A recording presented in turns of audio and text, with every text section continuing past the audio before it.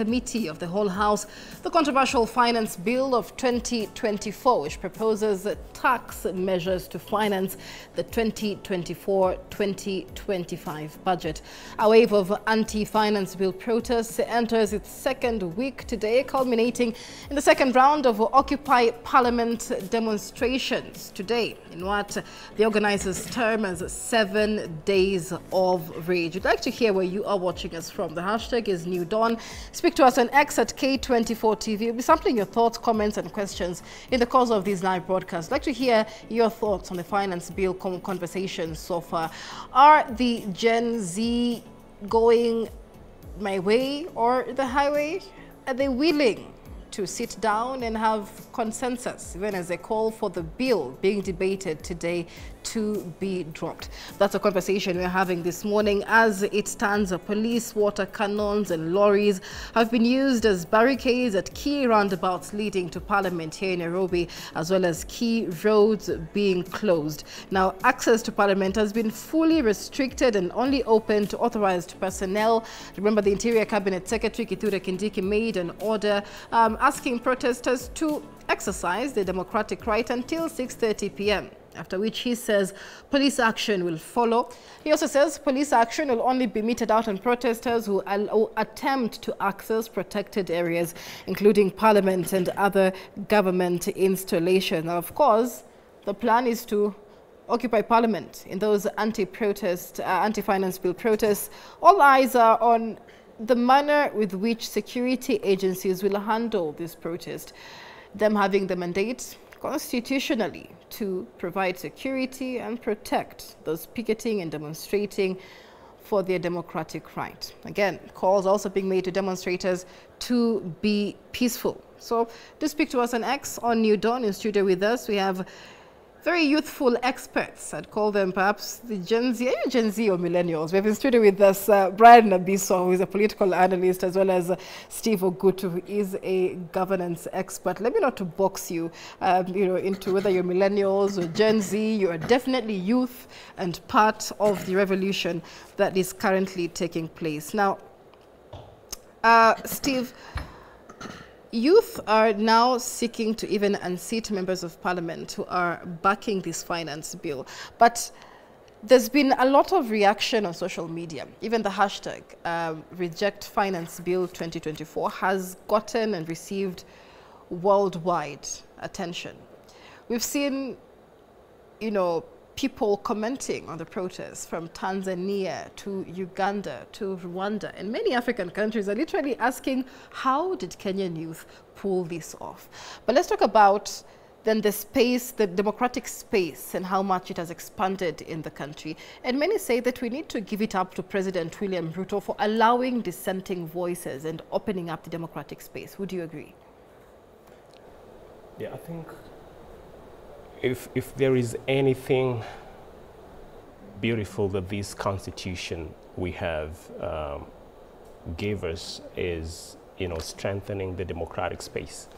I think that really empowered the Kenyan people, to be able to protest against things that they feel are not going right with them. And by the way, I want to give it out, to really congratulate the participants of these demonstrations. We haven't seen any violence. I think they're demonstrating that, yes, you can disagree with the government, have protests in a peaceful way as enshrined in Article 37 of our Constitution, and they have done that very successfully. And I think I want to also add the security forces to really restrain from using excessive force. The 2 lives we have lost so far, that was very uncalled for, and I hope that investigations will be done and perpetrators will be brought to justice, so those families can really get justice for their kins.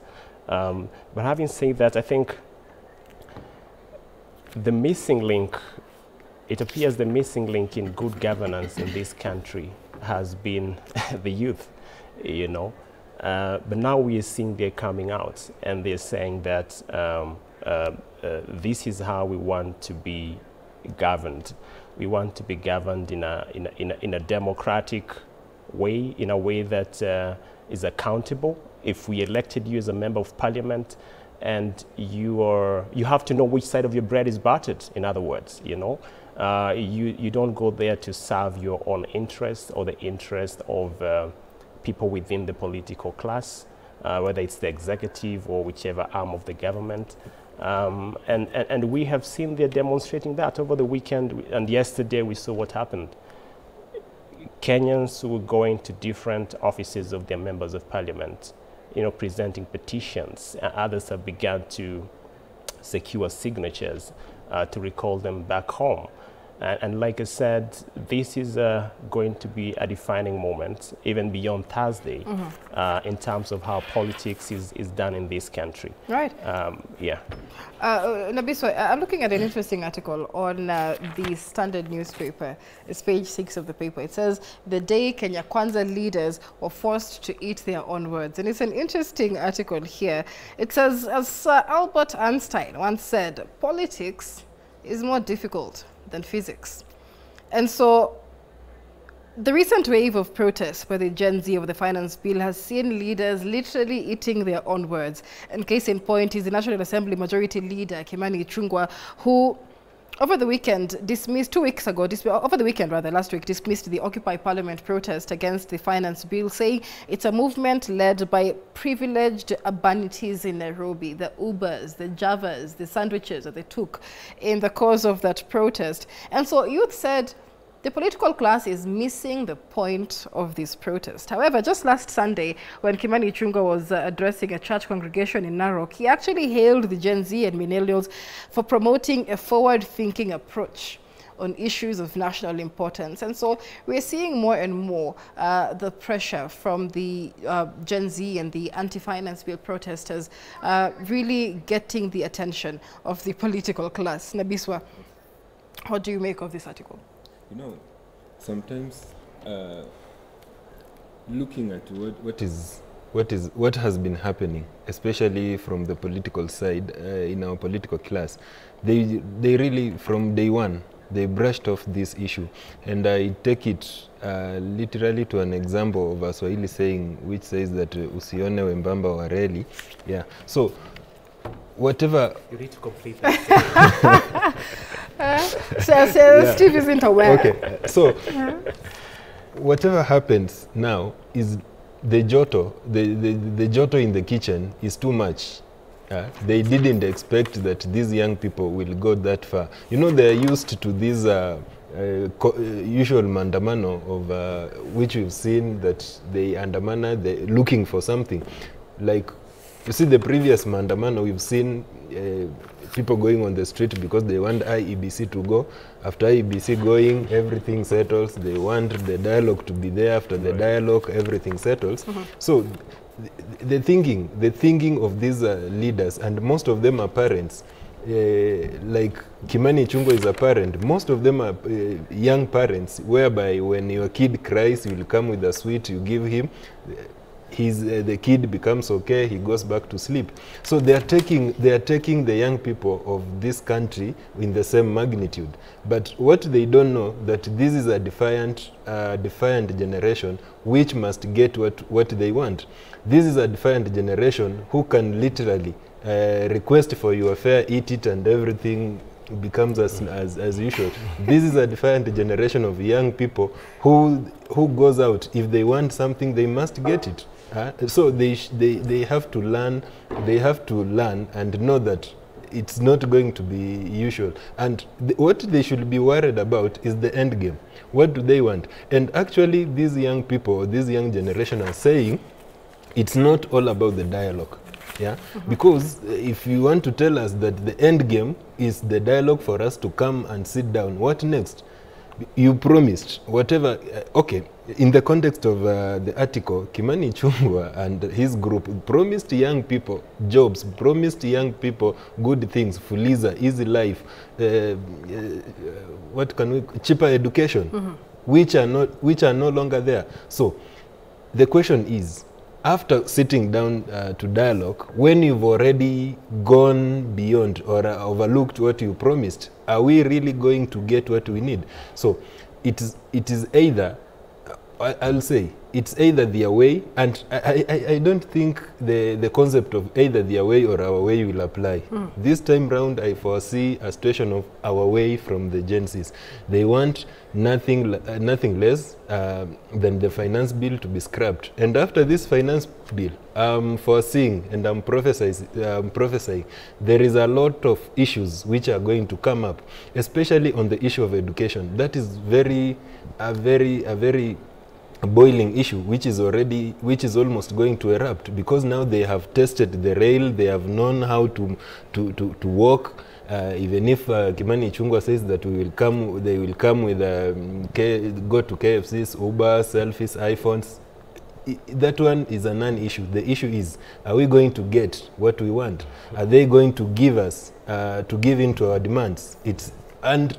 All right. That's a conversation of the narrative that also has also been discredited, so to speak, by government officials, because it's the same stance. They say the youth are all about being their way or the highway. Now, we may be young, but I'm a parent myself, and sometimes, as much as I want freedom of expression for my child, it cannot always be their way or the highway. There must be some sort of concession.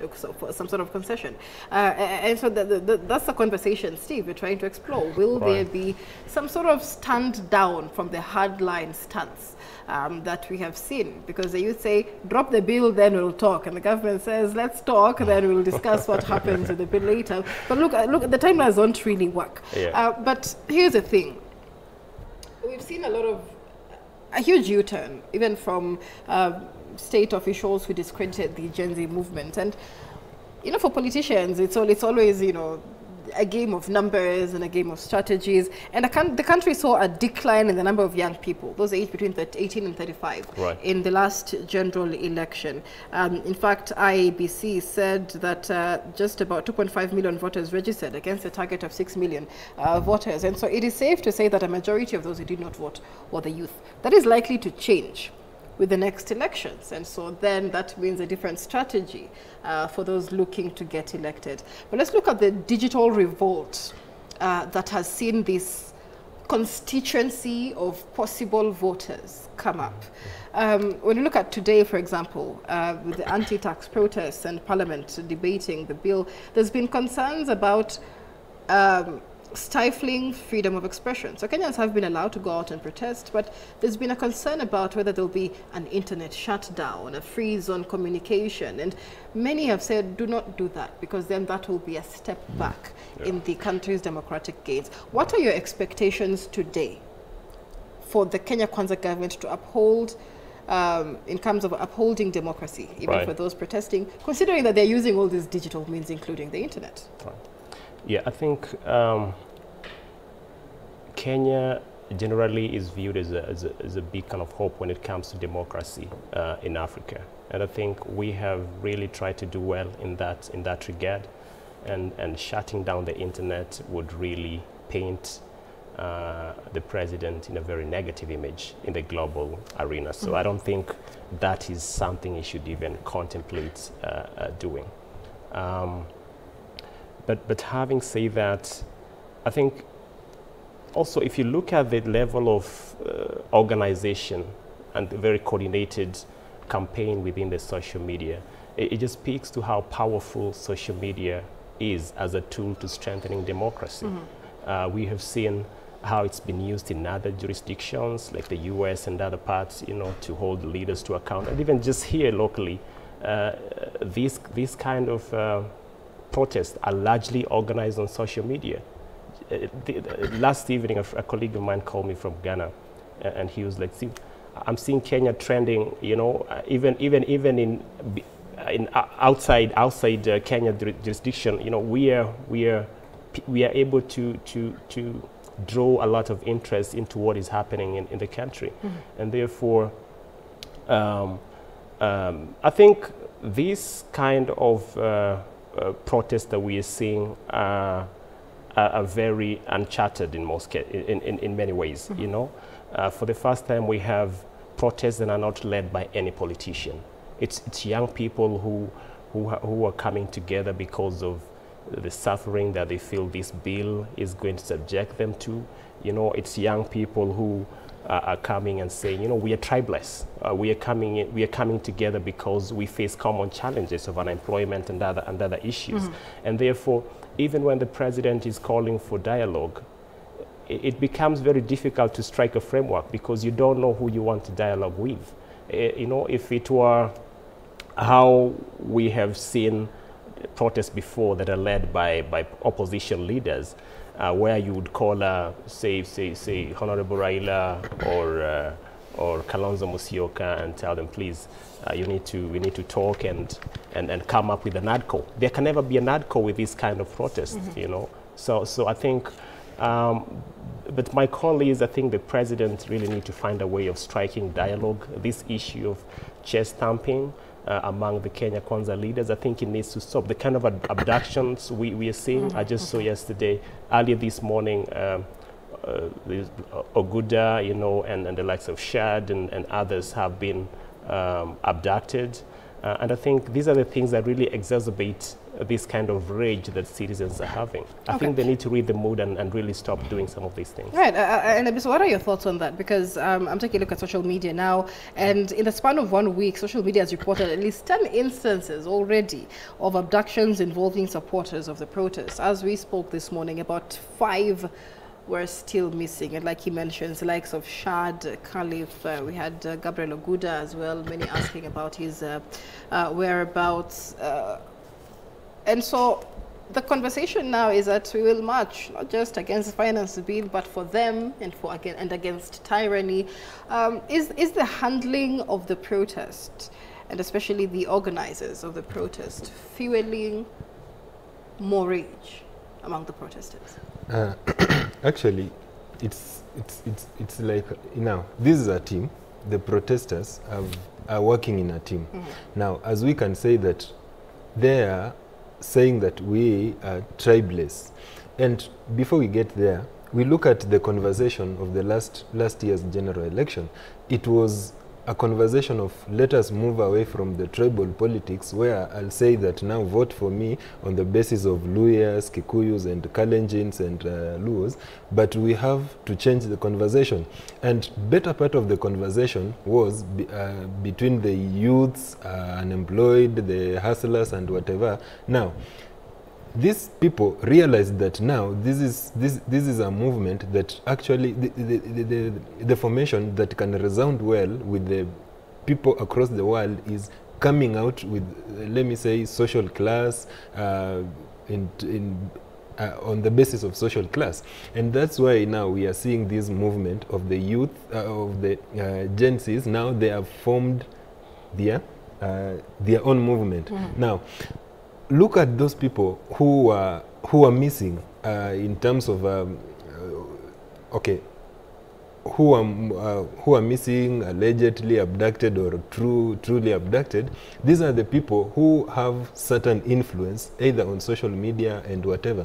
And the issue of social media, you know, right now there is a lot of interest on social media, and a better percentage of the social media users are the young people. Now, whatever is happening currently in the country is really moving to other places, which even Kenya has interests in those places. Like, for example, the president goes out. He says that now I need donations so that we can find jobs for the young people. But the same places he has gone, they are seeing the conversation on social media that the young people are protesting against poor governance, against the government, against lack of jobs. Sometimes it may make those people that the government has gone to look for funding or sources think twice. So it makes actually the government or some of the agencies to think and try to either think of shutting down social media and even take away or abduct those people who are seen that they are the key how can I put it, the key people organizers, in organizers and social media, let me say the ambassadors in running the affairs of the youths. All right. It is interesting to see the amount of coordination for the protests, and we'll be giving you live pictures, but the anti-finance bill protesters have already begun making their way into the central business district as they look to stage those demonstrations. It's interesting to see, Steve, on social media that the protesters have actually come up with a USSD code. For safety, to say be home by 6. You can report if you need a medical emergency, they'll find you where you are. You can report if you've been arrested, report brutality, find out how your MP voted, complete plus a support channel. It's interesting to see this happening with Kenyans just putting themselves together. However, when we come to the issues themselves, it's been made clear that the finance bill is just a trigger. Not really the reason for the current demonstrations. But when we stick with the issue of the finance bill, what are your thoughts? Do you want the finance bill passed now in light of the concessions that were made with by the government, which essentially removed some of the most controversial issues that Kenyans complained the most about? Are you okay with the finance bill as is? Will you be okay with it when it comes to more amendments? And if so, which ones? Or are you for totally dropping the bill in totality? No, I think that there's certain issues that needs to be really looked at in the bill. I think that there are aspects like, for example, I don't understand why you would introduce budgets for the CAS position. I don't understand why we would increase what is it called, the fuel levy, you know. I mean, because we know fuel is a very big component of development. You know, it touches on very aspects of development, and therefore when you do that, it automatically affects transportation fee, you know, production and all that, and that affects the life of the Kenyan people.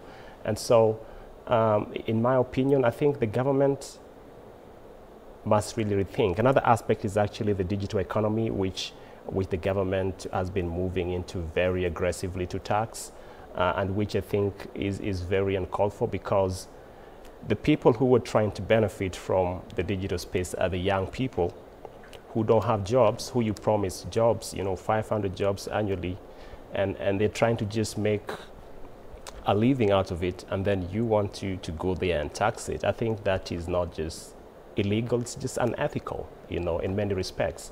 And therefore, for me, those are really some of the concerns, but there are many of them that if I start highlighting here would take you know, a lot of time. But let me also just speak to the level of organization that you have said with these protests. I think one of the approach that I have seen being utilized, and which is very common in the development space where I'm from, is what is called the ecosystem approach. You know, where you have what we've seen churches coming in, and churches and mosques coming in and saying, hey, we are going to provide spaces, you know, for medics to put up camps, and where people who are injured can be treated, you know. We are seeing lawyers, especially Gen Z and millennial lawyers, saying, when you are arrested, please use this code that you have just shared, you know, and we will be able to respond. And we are seeing people just offering to provide water, you know, and meals, you know, for some of these protesters.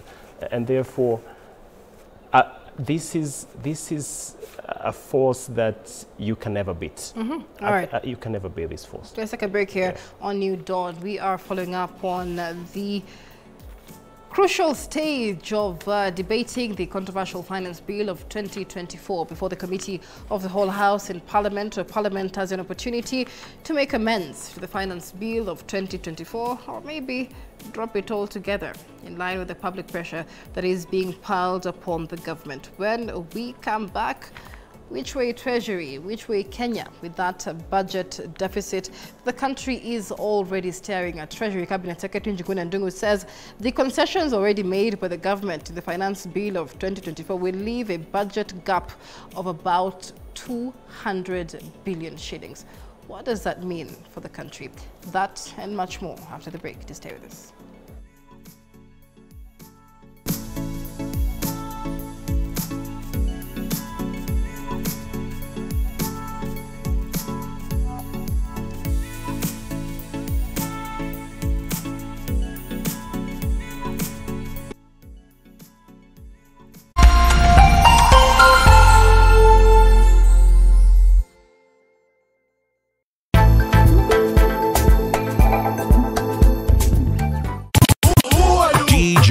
Mixology. K24 TV Mix Master. Leoni kufinish tomalo. Like a boss. Antaka this, antaka that. Yo, when it comes to playing the best music videos, we've got you covered. Check this out. Caribbean.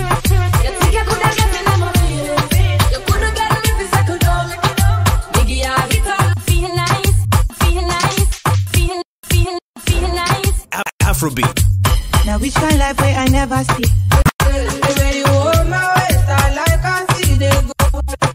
Our famous and infamous Can Jams. Tena we mapewa. Goda.